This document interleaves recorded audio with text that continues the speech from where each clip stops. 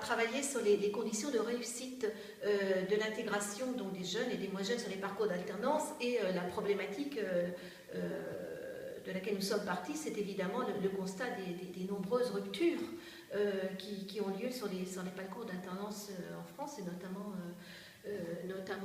pour les plus jeunes éloignés de l'emploi et qui ont décroché de l'enseignement. Oui, alors nous sommes partis du constat dans la première étape que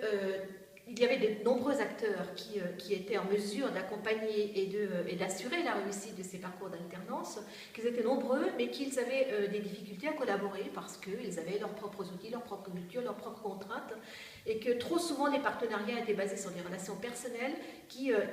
n'assuraient pas leur pérennisation. Donc nous avons choisi de travailler sur une formulation, une formalisation de la construction des partenariats, et nous en sommes venus à la conclusion qu'il fallait renforcer le rôle de pilotage, de construction et de gestion de ces partenariats, et que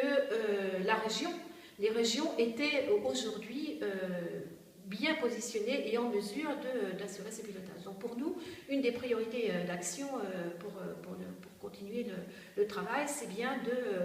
de renforcer le rôle en pratique de la région pour piloter ces partenariats, sachant que la loi du 5 mars 2014, sur le papier, dans le cadre des éléments de la loi, renforce justement ce rôle des régions qui doivent passer du financement à l'action, s'agissant de l'orientation et de la formation professionnelle. Et du coup, les points à creuser et approfondir, c'est bien de réfléchir sur les modalités d'intervention des régions. Quel est le point d'entrée pour développer et tenir ce rôle? Est-ce que c'est sur les territoires? Est-ce qu'on entre sur des projets, etc. Et en tout cas, pour pouvoir développer la compétence des acteurs, mais pas seulement la compétence des acteurs, mais la compétence des structures. Qui dit partenariat dit compétences des personnes, mais aussi compétences organisationnelles et mise en place de contextes organisationnels qui permettent le développement des compétences des personnes en vue de cette collaboration, co-création en fait, des dispositifs d'accompagnement.